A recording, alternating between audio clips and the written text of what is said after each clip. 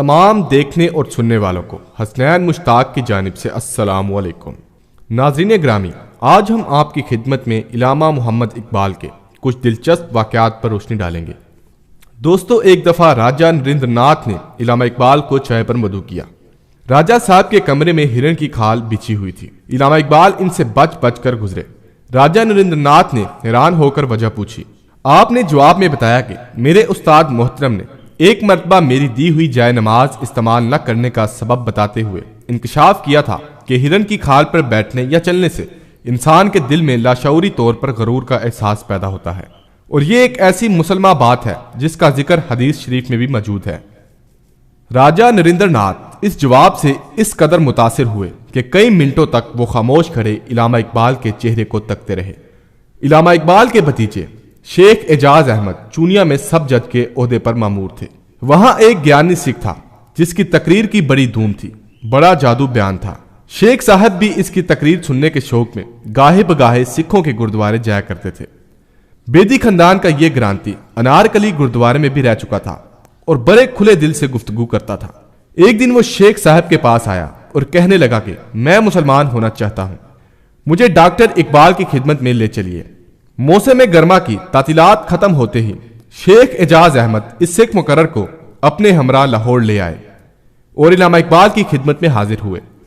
سکھ نے پہلے اپنے مشربہ اسلام ہونے کا ارادہ ظاہر کیا، پھر بولا کہ میرے بہت سے بال بچے ہیں، خرچ زیادہ، آمدنی کم ہے، کیا اچھا ہو کہ مسلمان ہونے کے بعد میری مالی امداد کی بھی کوئی صورت نکل آئے۔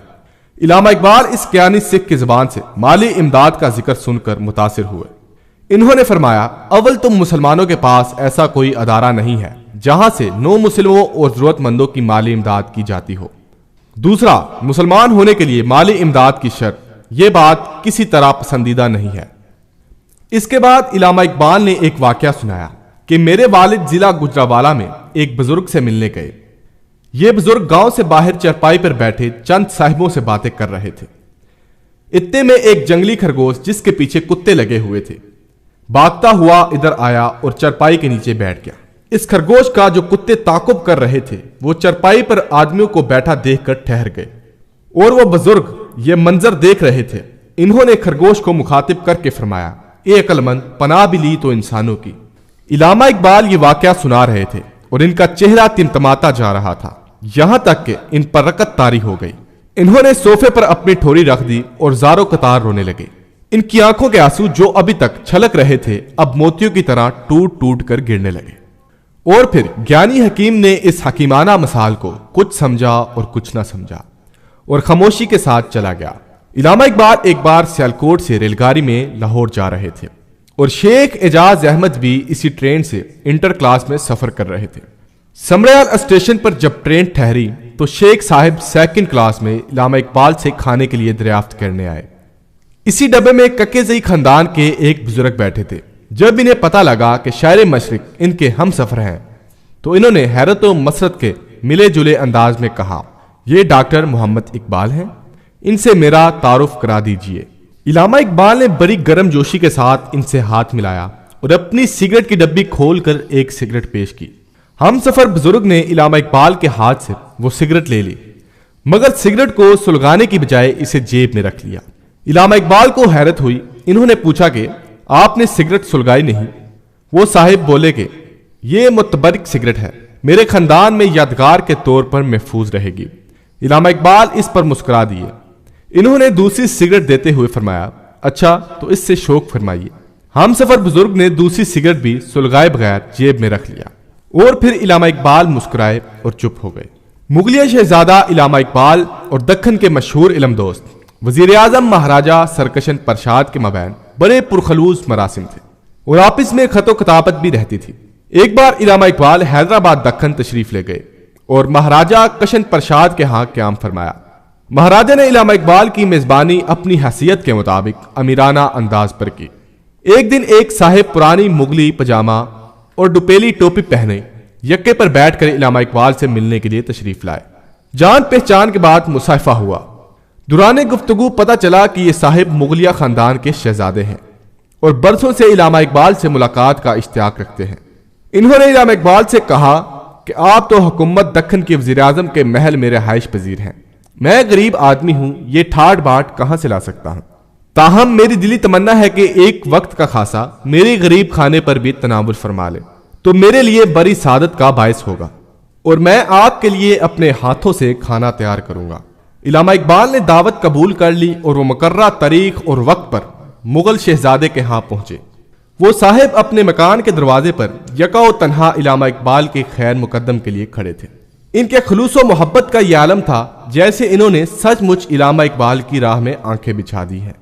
علامہ اقبال سواری سے اترے تو مغل شہزادے نے علامہ اقبال کا ہاتھ تھام لیا اور خاص انداز میں ذوق کا یہ مشہور شعر پڑھا: دیکھا دم نزا دل آرام کو، عید ہوئی ذوق دل شام کو۔ علامہ اقبال کی نگاہوں کے سامنے یہ شعر سن کر مغلیہ دور کی تاریخ مجسم ہو گئی۔ ان کا میزبان اس خاندان کا ایک غریب اور فلاکت زدہ شہزادہ تھا۔ علامہ اقبال پر رکت طاری ہو گئی اور آنکھوں سے آنسو جاری ہو گئے۔ اور پھر ایک دن علامہ اقبال حسب معمول بنیان پہنے اور تہمت باندھے مکان کے برآمدے میں بیٹھے تھے۔ حقہ سامنے تھا اور احباب سے تبادلہ خیال جاری تھا۔ ممتاز حسن بھی اس صحبت میں شریک تھے۔ اتنے میں دو قد آور فوجی جوان جو شمالی پنجاب کے کسی ضلع کے رہنے والے معلوم ہوتے تھے وہاں آئے اور بڑی خاموشی کے ساتھ خالی کرسیوں پر بیٹھ گئے۔ تھوڑی دیر بعد ان میں سے ایک نے ممتاز حسن سے پوچھا: ترجمان حقیقت حضرت علامہ ڈاکٹر شیخ محمد اقبال ایم اے پی ایچ ڈی برسٹریٹ لا ممبر پنجاب قانون ساز کونسل کہاں ہے؟ ممتاز صاحب کو اس سوال پر بے اختیار ہنسی آ گئی۔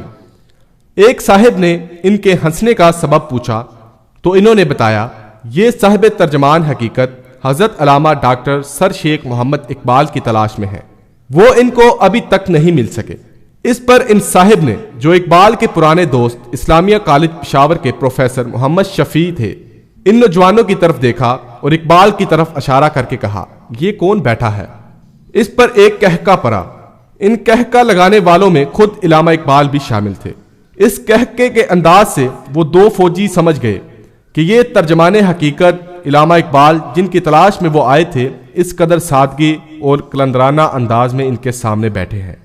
دوستو، ان سب واقعات میں علامہ اقبال کی زندگی کا ایک اہم واقعہ جو علامہ اقبال کے خادم میاں محمد علی بخش کے ہاں پیش آیا۔ مجاہد ملت حضرت مولانا محمد عبدالستار نیازی اس واقعے کے اصل راوی تھے۔ گجرانوالہ کے ایک بزرگ علی بخش کے پاس آئے اور کہا کہ انہیں علامہ اقبال کی زندگی کے کچھ واقعات بتائے۔ علی بخش نے جواب دیا میں ساری باتیں کہہ چکا ہوں، اب کوئی بات باقی نہیں رہی۔ جب اس بزرگ نے اصرار کیا تو علی بخش نے کہا ہاں ایک واقعہ ایسا ہے جو پیش آیا مگر علامہ اقبال نے اس کی تفصیلات مجھے نہیں بتائی۔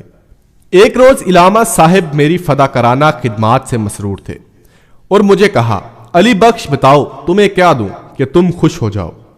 میں نے جواب دیا کہ جو معاملات آپ کو ایک دن پیش آیا تھا اور میں نے اس کے بارے میں آپ سے سوال کیا تو آپ نے بتانے سے انکار کر دیا، وہ بتائیے۔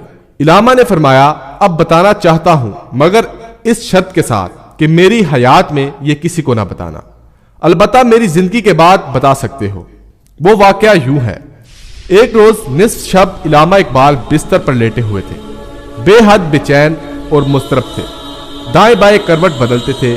یکا یک آپ اٹھ کھڑے ہوئے اور کوٹھی کے دروازے کی طرف گئے، میں بھی پیچھے چلا گیا۔ اتنے میں ایک پاکیزہ بزرگ اندر داخل ہوئے، ان کا لباس خوبصورت اور سفید تھا۔ انہیں آپ اندر لے آئے اور پلنگ پر بٹھا دیا اور خود نیچے بیٹھ کر بزرگ کے پاؤں دبانے لگے۔ اس دوران علامہ صاحب نے ان سے پوچھا کہ آپ کے لیے کیا لاؤں؟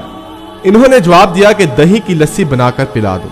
اس پر علامہ صاحب نے مجھ سے کہا کہ جگ لے جاؤ اور لسی بنوا کر لاؤ۔ میں حیران تھا کہ اس وقت لسی کہاں سے حاصل کروں، باٹی گیٹ جا کر مسلمان کی دکان سے بنوا کر لاؤں یا اسٹیشن جاؤں۔ جو ہی میں کوٹھی سے باہر نکلا تو کوٹھی کے سامنے ایک بازار دکھائی دیا جو میں نے پہلے کبھی نہیں دیکھا تھا۔ بازار میں مجھے ایک لسی والے کی دکان نظر آئی۔ میں اس کے پاس گیا اور اسے کہا مجھے جگ میں لسی بنا کر دے دو۔ اس نے جگ مجھ سے لے کر اچھی طرح دھویا، پھر ایک دہی کی سنک اٹھا کر اپنے گڑوے میں لسی بنا دی اور جگ میں بھر دی۔ میں نے پیسے پوچھے تو سفید ریش بزرگ نے جواب دیا کہ علامہ صاحب سے ہمارا حساب چلتا رہتا ہے، تم لے جاؤ اور ان کو پیش کر دو۔ میں جگ لے کر آیا اور حضرت علامہ کو پیش کر دیا۔ حضرت نے ایک گلاس بھر کر ان سفید ریش روحانی بزرگ کو پیش کیا اور انہوں نے پی لیا۔ پھر دوسرا گلاس پیش کیا اور انہوں نے پی لیا۔ جب تیسرا گلاس پیش کرنے لگے تو انہوں نے کہا خود پی۔ کافی دیر تک علامہ اقبال ان بزرگ کے پاؤں دباتے رہے اور باتیں کرتے رہے۔ کچھ دیر بعد وہ بزرگ اٹھ کھڑے ہوئے اور کوٹھی سے باہر نکلنے کے لیے چل دیے۔ علامہ صاحب بھی ان کے ساتھ نکلے، میں بھی ان کے پیچھے چلا۔ وہ بزرگ کوٹھی سے باہر نکلتے تو اچانک غائب ہو گئے۔ میں حیران تھا کہ یہ کون تھے، اب کہاں چلے گئے، اور پھر وہ سامنے بازار بھی نہ تھا جس کے ایک دکاندار نے مجھے لسی بنا کر دی تھی۔ اس دن میں نے پوچھا حضرت یہ بزرگ کون تھے اور دکان پر بیٹھے ریشدار بزرگ کون تھے؟ علامہ اقبال نے فرمایا کہ میں ان کے نام بتاتا ہوں لیکن میری زندگی میں کسی کو نہ بتانا۔ جو بزرگ کوٹھی میں تشریف لائے اور لسی پی وہ خواجہ معی الدین چشتی اجمیری رحمت اللہ علیہ تھے، اور جس بزرگ نے لسی بنا کر دی وہ داتا گنج بخش علی حجویری رحمت اللہ علیہ تھے۔ دوستو آخر میں آپ کی خدمت میں علامہ اقبال کا ایک شعر پیش کرنا چاہتا ہوں۔ کی محمد سے وفا تو نے تو ہم تیرے ہیں، یہ جہاں چیز ہے کیا لوہو قلم تیرے ہیں۔ قوت عشق سے ہر پست کو بالا کر دے، دہر میں اس میں محمد سے اجالا کر دے۔ تو دوستو یہ تھی آج کی ہماری ویڈیو۔ اگر آپ کو ہماری ویڈیو پسند آئے تو پلیز ہماری ویڈیو کو لائک، شیئر اور کمنٹ کرنا مت بھولیے گا۔ ملتے ہیں نیکسٹ ویڈیو میں، مجھے دیجیے اجازت، اللہ حافظ۔